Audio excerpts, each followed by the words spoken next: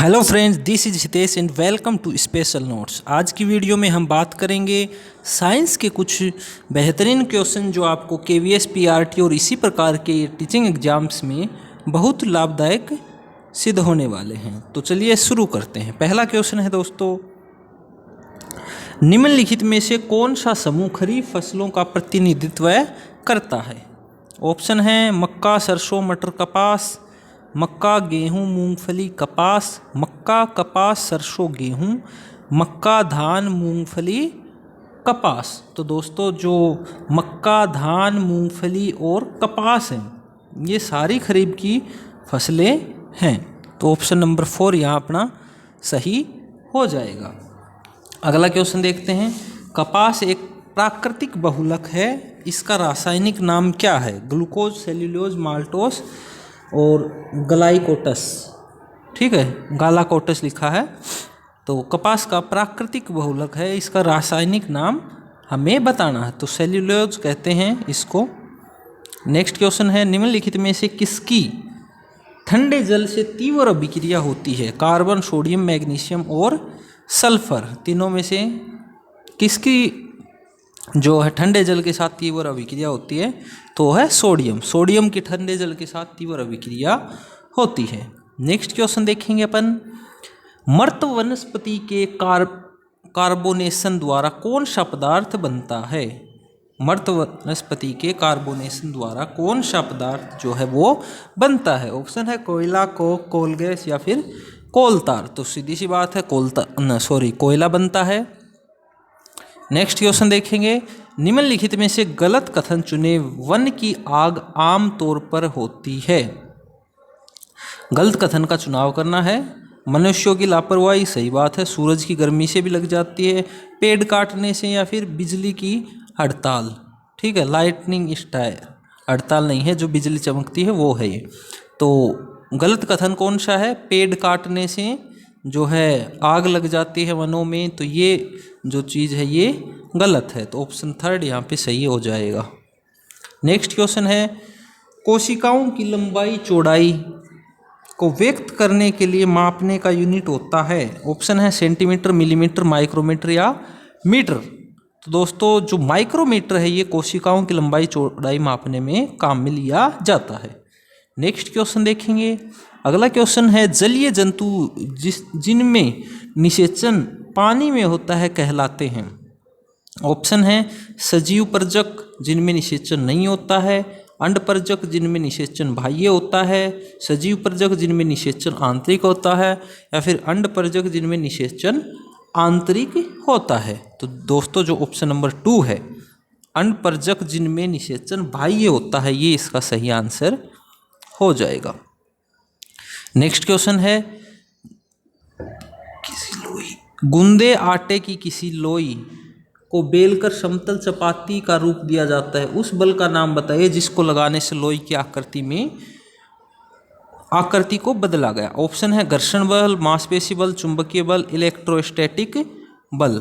जो रोटी की लोई होती है उसको चपटा करते हैं हम बेलन से, तो कौन सा बल लगता है? तो सीधा सा मांसपेशी बल लगता है। नेक्स्ट क्वेश्चन की बात करेंगे, पृथ्वी की प्लेटों की गति के कारण उत्पन्न हो सकता है? ऑप्शन है चक्रवात, तड़ित, भूकंप या तड़ित झंझा।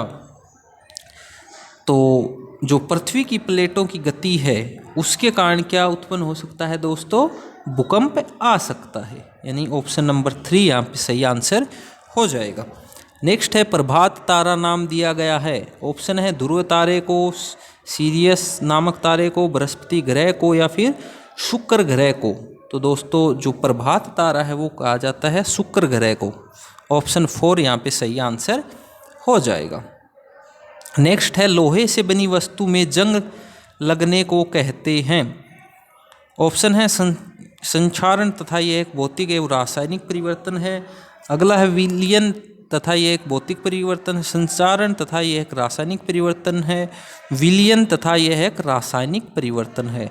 तो लोहे से बनी वस्तु में जंग लगना जो दोस्तों वो होता है रासायनिक परिवर्तन और संचारण, यानी ऑप्शन जो 3 है ये इसका सही आंसर होगा।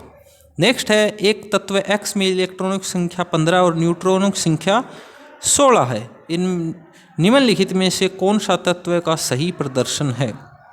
देखिए, जो इलेक्ट्रॉन है वो है 15 और जो न्यूट्रॉन है वो हैं 16। तो सही प्रदर्शन पूछा गया है। तो टोटल कितने हो गए? 15 प्लस 16 31 और जो इलेक्ट्रॉन है वो है 15। तो इलेक्ट्रॉनों की संख्या और ऊपर जो न्यूट्रॉन प्लस इलेक्ट्रॉनों की संख्या दर्शाई जाती है। तो 31 और 15 यानी x ये जो है अपना 31 और 15, ये इसका सही आंसर हो जाएगा। नेक्स्ट क्वेश्चन देखेंगे। अगला क्वेश्चन है पादप कोशिका में जीव द्रव्य कुंचन को इस तरह परिभाषित किया जाता है। ऑप्शन है अल्पराशरी माध्यम में प्रद्रव्य झिल्ली का टूटना, अल्पराशरी माध्यम में कोशिका द्रव्य का सिकुड़ना, केंद्रक द्रव्य का सिकुड़ना या इनमें से कोई नहीं। तो दोस्तों जीव द्रव्य कुंचन को जो है वो कहा जाता है अल्पराशरी माध्यम में कोशिका द्रव्य का सिकुड़ना। ऑप्शन 2 जो है ये सही आंसर हो जाएगा। नेक्स्ट है लाइसोसोम उत्पन्न होते हैं। ऑप्शन है अपने पास अंतर्द्रव्यी जालिका में, गोल्जी उपकरण में, केंद्रक से या फिर माइटोकॉन्ड्रिया से। तो गोल्जी काय जो हैं लाइसोसोम जो है वो गोल्जी उपकरण से उत्पन्न होते हैं। ऑप्शन 2 यहाँ सही आंसर होगा। नेक्स्ट है 2/3 ऊंचाई तक जल से भरा कोई, यानी 2/3 ऊंचाई तक जल से भरा कोई टैंकर एक समान चाल से गतिमान है। अचानक ब्रेक लगने पर टैंक में भरा जल पीछे की ओर गति करेगा, आगे की ओर गति करेगा, प्रभावित नहीं होगा, ऊपर की ओर उठेगा। तो दोस्तों आगे की ओर गति करेगा, सीधी सी बात है। तो जड़त्व का नियम भी अगर देखते हैं तो आगे की तरफ गति करेगा, यानी कि ऑप्शन नंबर 2 सही आंसर हो जाएगा। नेक्स्ट क्वेश्चन है कोई लड़की अपनी पीठ पर 3 kg द्रव्यमान का बस्ता उठाए किसी समतल सड़क पर 200 मीटर की दूरी तय करती है। उसके द्वारा गुरुत्वाकर्षण बल के विपरीत किया जाने वाला कार्य होगा। तो ग्राम बराबर दिया गया है 10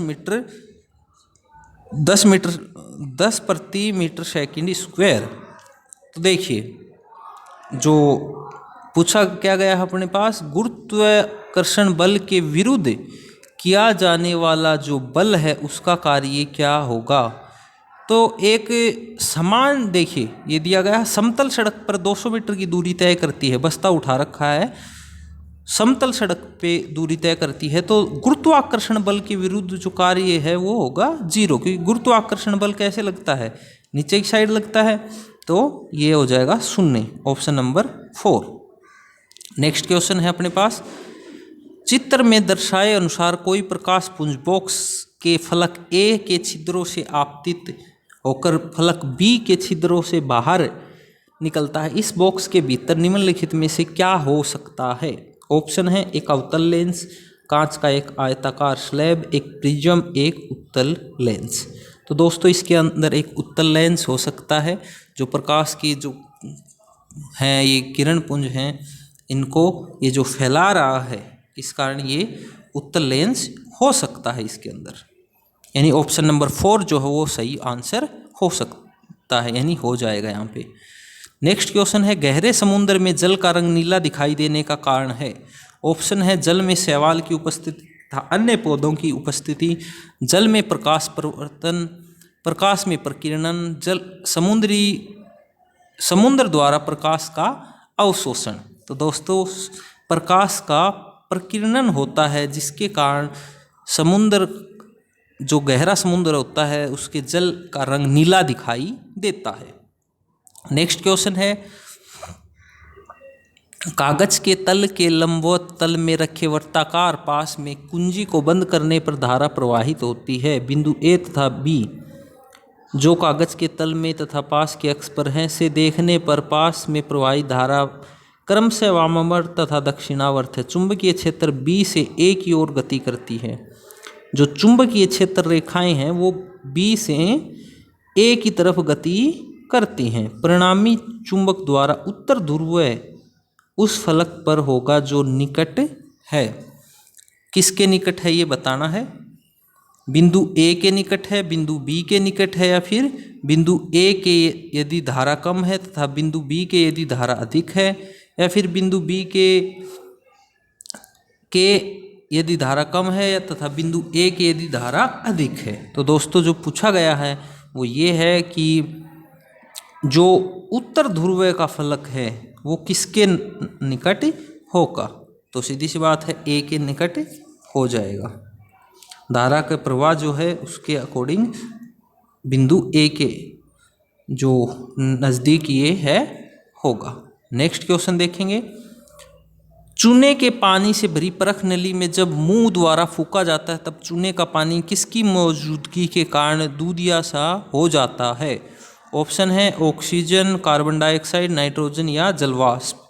तो दोस्तों ये कार्बन डाइऑक्साइड की उपस्थिति के कारण जो चूने का पानी है वो दूधिया सा दिखाई देता है। आज की वीडियो सेगमेंट में सिर्फ इतने ही क्वेश्चंस दोस्तों। मिलेंगे अगले वीडियो में और नए बेहतरीन क्वेश्चंस के साथ। तब तक के लिए दोस्तों खुश रहिए, मुस्कुराते रहिए। Jai Hind, take care, bye bye.